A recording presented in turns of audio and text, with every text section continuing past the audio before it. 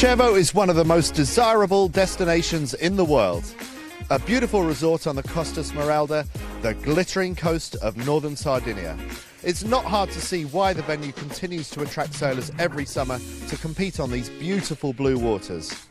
Holding pride of place in the harbour is the yacht club Costa Smeralda, the prestigious club established by the Aga Khan more than half a century ago. Everything you need to create the perfect regatta, it's right here, which is why the Sailing Champions League loves coming back year after year to Porto Cervo. Yeah, believe it or not, it is still Porto Cervo, like you've never seen it before. It's the final day of the One Ocean Sailing Champions League qualifier in Porto Cervo. We're standing on the deck of the yacht club Costa Smeralda. It is raining. It never does that, does it, Corky? No, I think it's caught everybody off by hand. The locals all seem a bit confused about it, but along with the rain, plenty of breeze as well. So fingers crossed it's going to really shake up the leaderboard. I bet people are happy that the organisers did get ahead of schedule. It does mean that we have a very fast day ahead of us, especially with this breeze. We've only got 2 flights to get through, so we could see some very fast action. Don't blink or you might miss it, but I think we might see some broaching. We might see it's going to be a boat handling day potentially. Yeah, massively. The J70 comes alive in any kind of breeze, and you know, yesterday we had 10, 12 knots of breeze. Today we're going to dial that up somewhat, and yeah, there's certainly the teams are going to be on the edge, and certainly for some of the new teams that haven't sailed the J70 a lot, it's a boat that you push it in the wrong direction and it'll bite back. So it's going to be an exciting day, and if there's any sea weight out there, which we had quite a bit of waves going on yesterday, that's going to sort of add some entertainment as well. So for us and for anyone viewing, it's going to be a hell of a place to be. There's 2 things to watch today: who's going to win and which 7 teams are going to make the cut to go through to the final.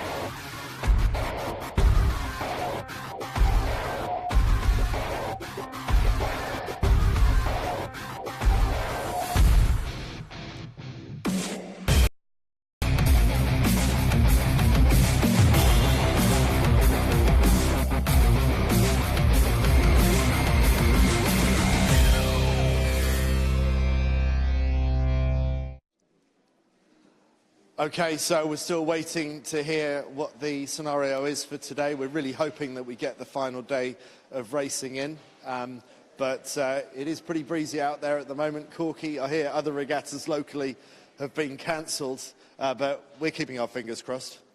Yeah, I think it's more the uncertainty of there's a lot of cloud cover around, the rain's still coming down, it's been pouring throughout the night and today, and it's just creating the breeze to be a little bit unstable. At the moment we've got about 20 knots, which doesn't seem a huge amount. You'd expect more regattas to be out on the water and racing in these kind of conditions, but it's a bit more the uncertainty and the unpredictability of what's around. There's a few thunderstorms around the area, and they're just playing a little bit of cautiousness. So we could say, come on, let's get out there, let's go and race. But then if it's suddenly dialed up a few notches, then it could be a very different situation. So, yeah, we're just in holding at the moment. And funnily enough, we're stood in the dry. All the sailors are still out in the rain at the moment. Well, I don't think we're getting the official decision quite yet, but I'm wondering if we can get a word from Eduardo Recchi from Yacht Club Costa Smeralda. Eduardo, come and join us. And a screen that is telling us that, I don't know if can be seen by your cameras, but actually this is the situation in Sardinia. So what is that telling us? It's telling us that green stuff is what? This green stuff is the big thunderstorm that you're around. We have a rib outside that recorded in the last 1 hour winds from 10 to 28 knots and shifting from 30 degrees to 150. Therefore, for us, it's pretty difficult to have an accurate forecast, and it's difficult to put race course now because it's pretty choppy outside after the wind that is blowing since tonight at 3 o'clock. We have obliged to move our boats from the external side of the marina to the internal side because we are damaging the boats. Therefore, I'm concerned about the safety of the people and the sailors, my people at sea. Therefore, right now, if I had to make the call, I would go to a cancellation of the regatta because it's after 40 regattas, the value at sea is clear to me, and in this condition is not racing. It's going to a mark to another, trying to avoid damages to yourself and the boats. Therefore, right now, it's not comfortable, I would say. So we're at 5 minutes past 11. Yeah. When is the final decision made? We are going to call the decision in half an hour, 11:30. We don't want to be jailing the competitors here, and I know that some of them would like to have a final decision as soon as possible because they have to pack everything and go back home. In half an hour, we will have the call. Now, I've been coming to Porto Cervo for 20 years. I've never seen rain here before. Has Yacht Club Costa Smeralda ever got wet before?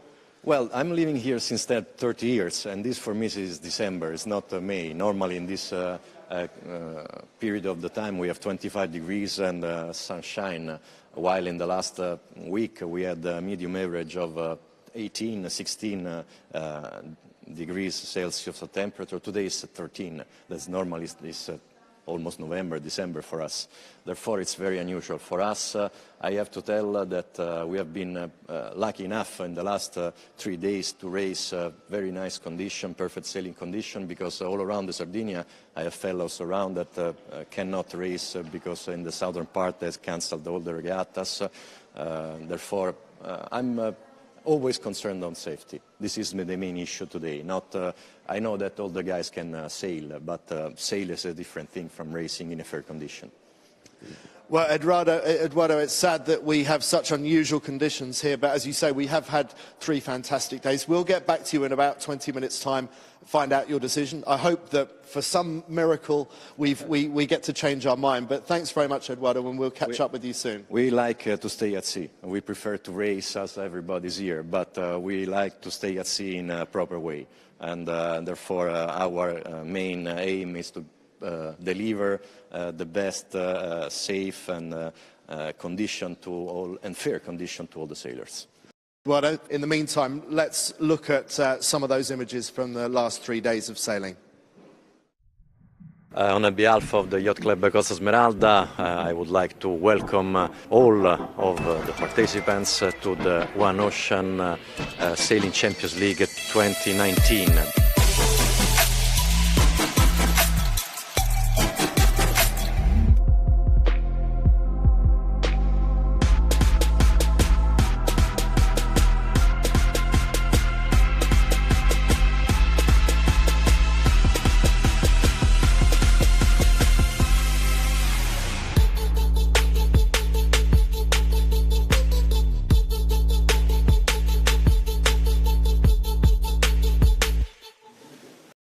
We had incredible conditions. The same here with champagne sailing for 3 days, so we have good results.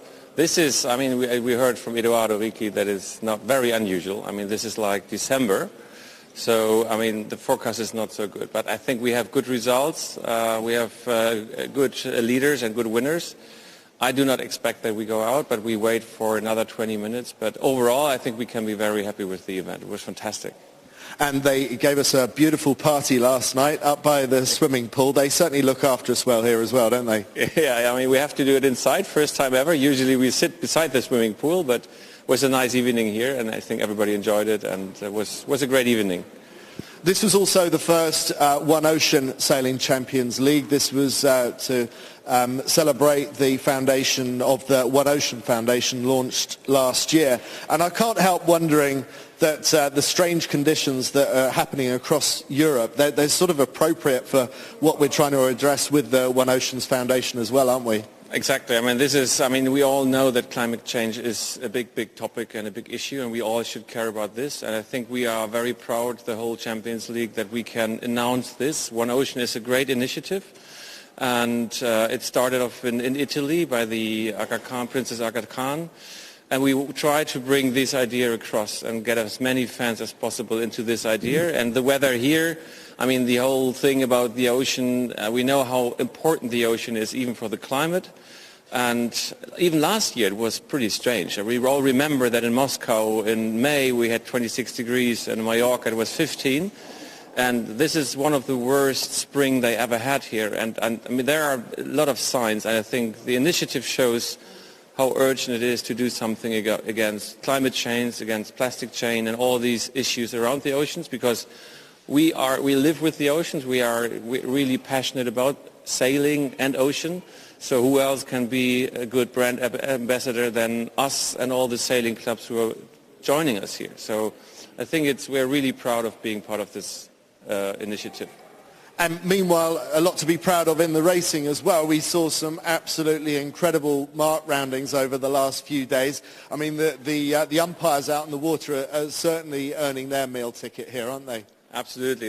Yesterday I had a short speech about that, because I've never seen so close racing like here. It was a very short course, pretty constant conditions.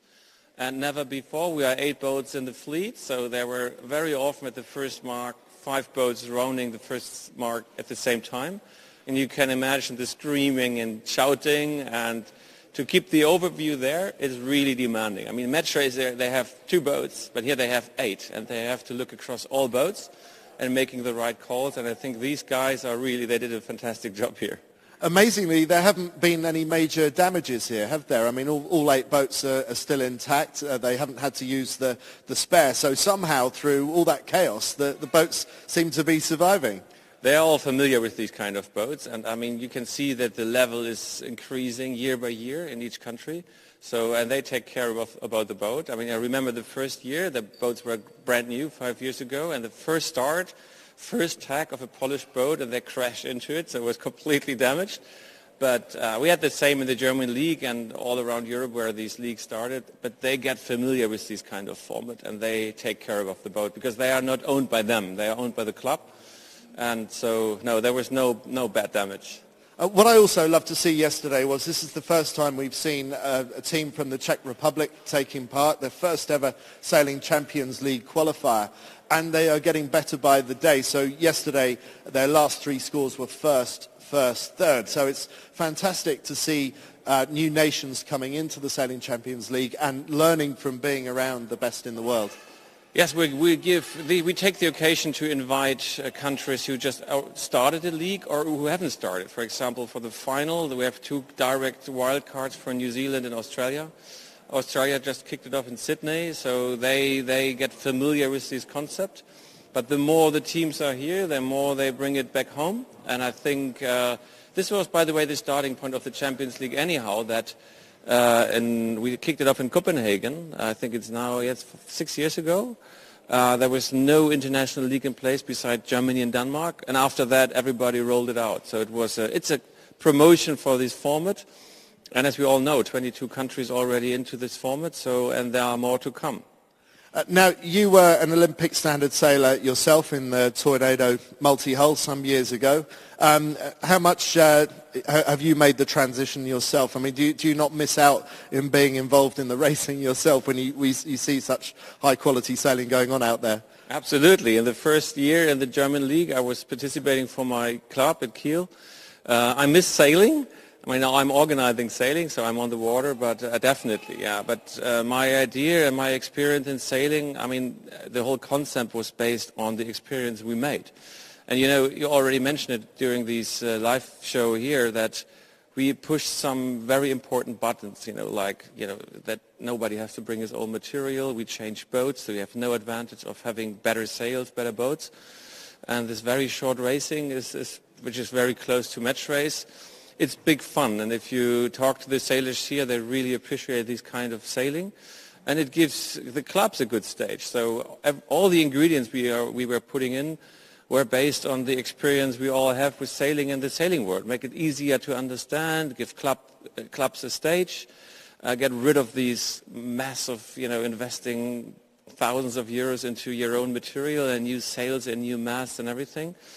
And yeah, the feedback we get and the response and the reason that it's organically growing shows us that we are on the right track.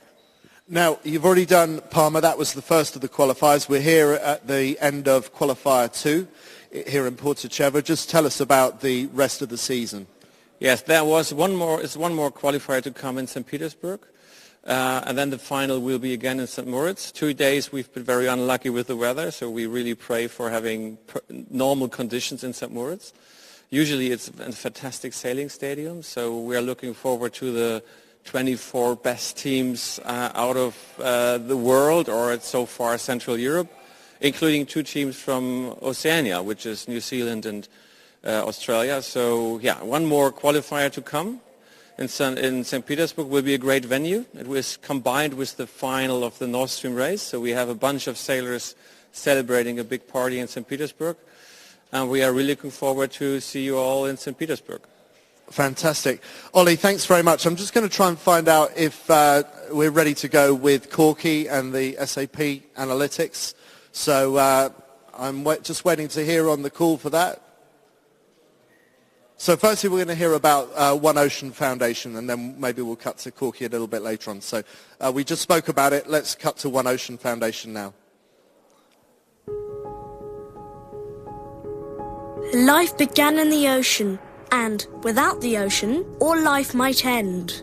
And yet, the oceans are threatened today as they never have been before, inundated every year by enormous quantities of rubbish, paper, wood, metal, and endless tons of plastic, all originating from the land and slowly breaking up in the salt water until they become tiny 5mm particles, known as microplastics. Every year, these particles lead to the death of birds, mammals, turtles, and fish. In one way or another, they damage all marine life, from the minuscule krill to the great predators, eventually affecting us through the food we consume. By 2050, there could be more plastic than fish in the ocean. At the same time, we must face the challenge of climate change. The oceans cover 70% of the Earth's surface.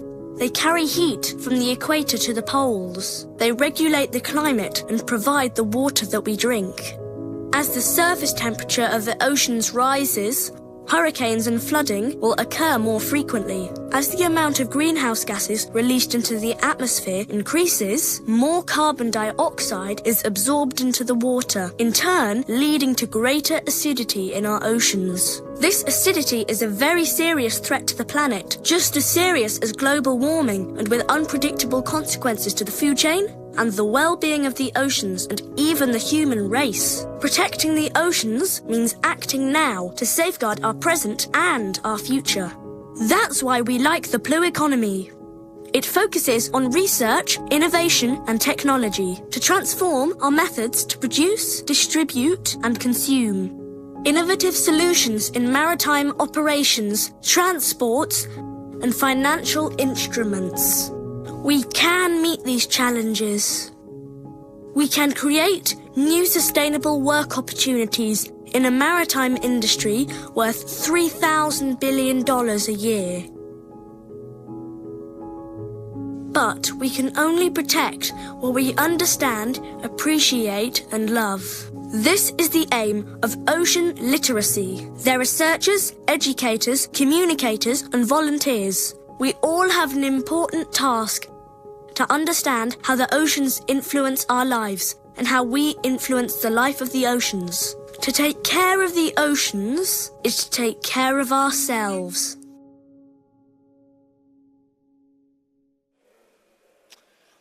So the One Ocean Foundation and why it's so important to what everything that the Yacht Club Costa Smeralda is doing here, and also in association with the Sailing Champions League. Meanwhile, I understand that Corky is ready to run us back through some of the racing, and he'll take us through the SAP Sailing Analytics. Okay, well, let's just start off and have a little bit of understanding about what the sailing analytics are all about. Again, this is an open platform for anyone to be able to go and use, coaches, sailors, commentators, and what it's done is it's really opened up the sport of sailing. It's a complex sport, and the only way is to be able to simplify it. And the sailing analytics are the perfect way for, as I say, a multitude of different people to understand. The sailors will use it as a post-race analytics. The coaches will use it. But also for us as commentators, this is absolutely critical for the sense of understanding the story. So how do we get to them?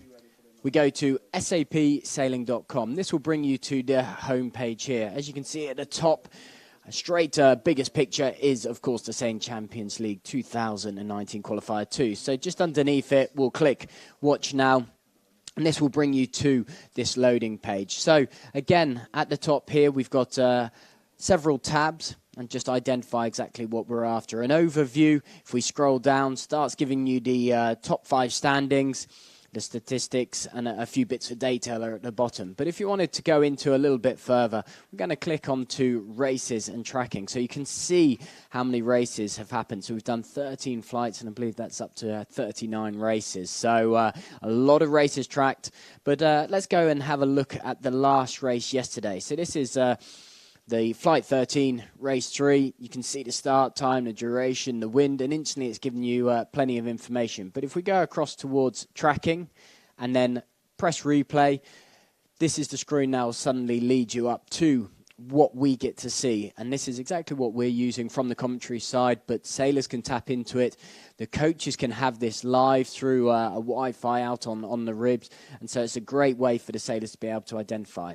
Straight away, the boats will be starting. At the bottom, you've got the timeline.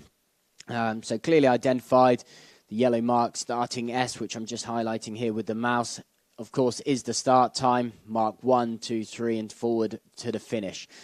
Each boat identified nice and clearly by their country name, their symbol and their competitive flag, but also a colour to make it easy with the ranking.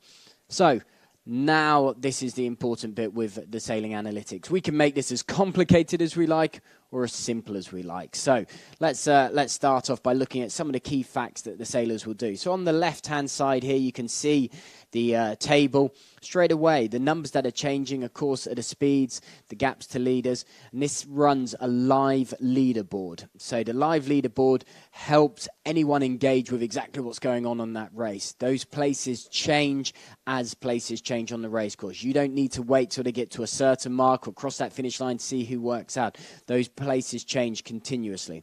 Up in the top left-hand side, we have this little cog symbol. If we click that, now you can start to identify how detailed you can go into this. Okay, so in the top left-hand corner, we've got regatta rank, which is a good one to tick to identify. Underneath each race details, then the starting analytics, the leg details, maneuvers, so we can really break down. And so the sailors are able to go into each race, focus just on themselves, maybe one other competitor, and identify what the differences were. Were there speed differences? Were they losing distance in a maneuver? Were they on the wrong side of a shift? And it gives us that kind of condition and identifying from that. So let's just change that to regatta rank. So straight away on this left-hand side now, we can identify where these boats are placed.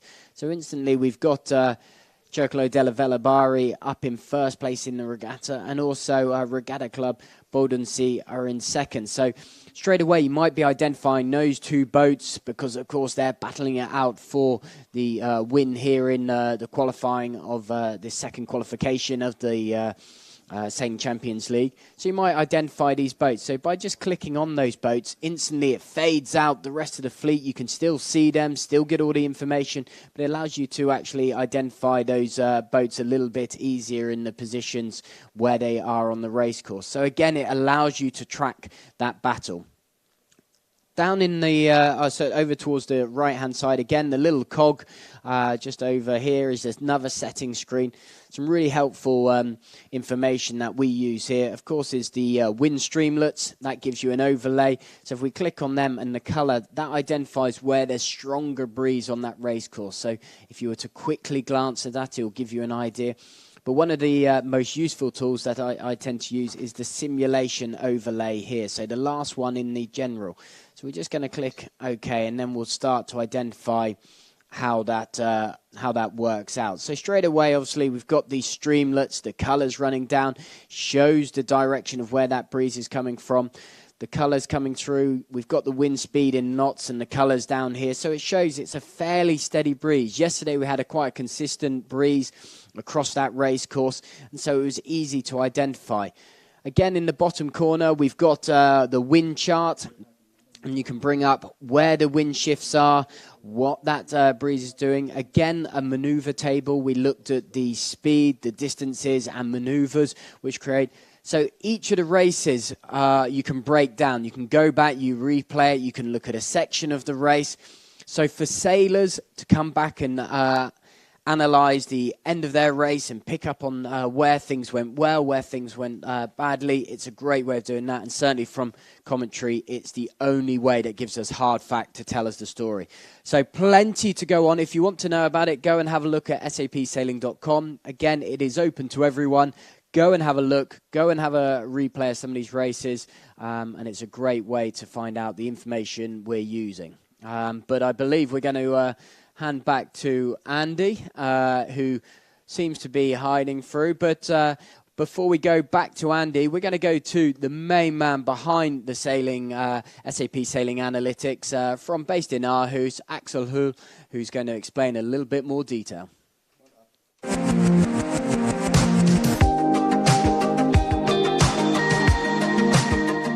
Hello from the World Championships in Aarhus. I'm Axel Uhl, I'm with SAP, and my role here is to take care of the tracking. Back in 2011 we wanted to show just a single leaderboard for just a single race, and we thought we would have one user and one screen and we would track one race or maybe two in a little regatta. Since then we've been tracking a little more than 11,000 races, and we never thought that that would happen. We equip a lot of things around the race course with sensors. One thing is that we put a sensor on each mark, and we put sensors on each boat. It's a couple of people that you need to operate something at that scale. It starts with just making sure that the infrastructure is working all right. So here we sometimes have around 20 servers up and running all the time to make sure that we really scale to the amount needed. Sometimes trackers fail. We want to inform our partners to, for example, replace a tracker. Somebody drops a wind sensor into the water, the whole wind field information would get distorted by that.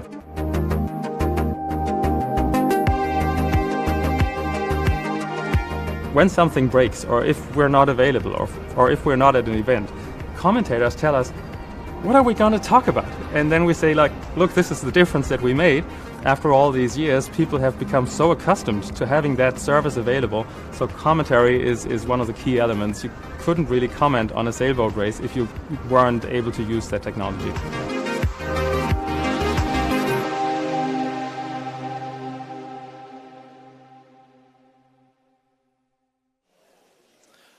The moment of truth is here. We're surrounded by sailors in their sailing gear. Some want to go racing, maybe some don't. But there's only one man who knows what that announcement's going to be. It's the Yacht Club Costa Smeralda's Eduardo Recchi. Well, it's not really my decision. It's someone else that is taking our decision. Now the weather is getting worse. There is a big thunderstorm in Olbia coming from south. Our ribs, thanks Marco, to stay there for an hour. Recorded winds from 10 to 28 knots, shifting from 0 to 0 to 1 to 0. Therefore, it's a very shifting wind from a shower to another. In this condition, we decided not to go racing. Therefore, today we will not going to race. We would like to have the prize giving shortly, and in half an hour we will have the prize giving upstairs in the bar, so we can give you some more time available to enjoy or to pack your things as you like. We are sorry for this. We keep in mind the safety of the regattas. We all know, obviously, that our we can sail in this condition, but we cannot race in a safe and fair condition. Therefore, we would like to avoid any problems to the sailors, to our team at sea, and we keep in mind that safety conditions are not respected in this moment. The local Coast Guard confirmed that there is a warning, a meteo coming in the next couple of hours. Therefore, I would like to have all of you here at the clubhouse that instead at sea with the worst that has to come. Thank you, everybody. It has been a very nice 3 days of racing, and I do believe that the qualities of the racers and the competitors are clear after almost 40 regattas. Thank you very much to everybody. Thanks, everybody.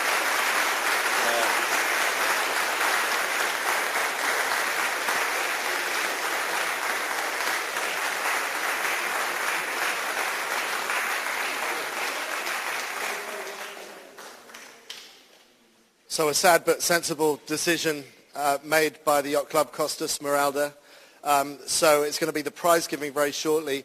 I would like to interview Simone Ferraresi from Cecolo della Valabari if he's around somewhere. So Simone could join us, and the rest of you are welcome to watch. Or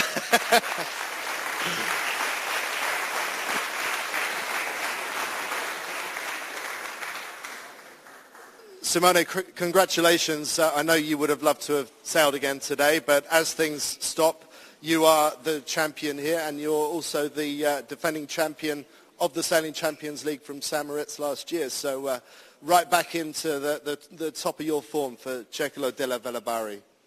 Yeah, thank you, Andy. Thank you, everyone. Yeah, of course, it's a pity not to sail on the last day, but we take the win and we are happy. Really nice. My crew did an amazing job. I want to thank Valerio, Leo, and Corrado. They were really amazing, and yeah, we enjoyed a lot. So, how to wish better than this? And we saw some really, really close racing. Have you ever seen windward marks that have been so busy, so congested, so hard fought? Yeah, that was a nice moment. That could have been a catastrophe for us. Luckily, it went really well, and maybe it was the key that at the end brought us the victory. So yeah, we enjoyed the moment. Somebody else didn't, but yeah, we take it. So you're one of 7 clubs that goes through to the final in St. Moritz, and we had that extraordinary final race in St. Moritz last year where we have the 4-boat final, so a slightly different format and probably also different sailing conditions in St. Moritz. What are you looking forward to about the final? Yeah, for sure. St. Moritz can be really tricky, we know that. And last year, again, we enjoyed a lot the condition, of course, because we won. But yeah, we're looking forward to be there again and trying to defend the title, and we will give our best. Now, me and Valerio will be focusing on our Olympic campaign a little bit for the next 2 months. And yeah, then going to train for St. Moritz for sure. Simone, thank you very much, and again congratulations, and congratulations to all 24 clubs that competed here. So thank you. Give yourself another round of applause. Thanks, Simone.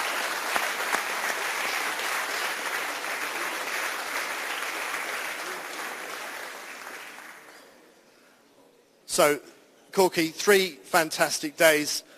Gone out with a little bit of a whimper, but we will be back next year, won't we, in Yacht Club Costa Smeralda? We absolutely love it here. Oh yeah, it's our sport, isn't it? We're used to the conditions, it rains, the wind, there's no wind, and that's what we deal with. And all the different conditions provide the best sailor to come to the top. You know, they've dealt with the conditions, they've dealt with everything that's thrown at them. The club have been superb. Again, the hospitality's been amazing. The umpires, we talked about those windward marks, they've done a phenomenal job. The sailors, the teams, it's all come together. It always works here. We will continue to come back here, and I'm certainly looking forward to, and hopefully flights are already booked for next year. Thanks, Corky. Thanks very much to the Yacht Club Costa Smeralda. We've absolutely loved being here, and if you're watching at home wondering if your club should be competing in the Sailing Champions League, then check out the website, check out Facebook, and maybe you should be racing here this time next year. So thanks very much, and we will wrap it up there.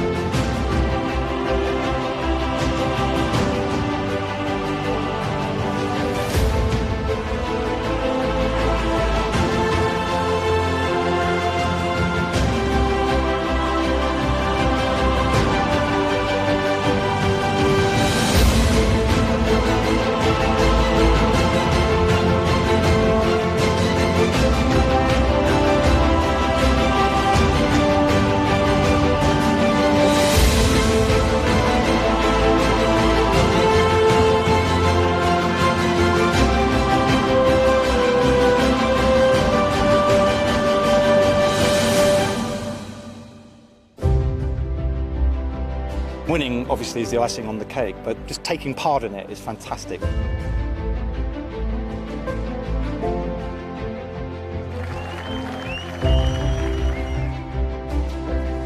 Everyone has a great time. All of us want to come back next year.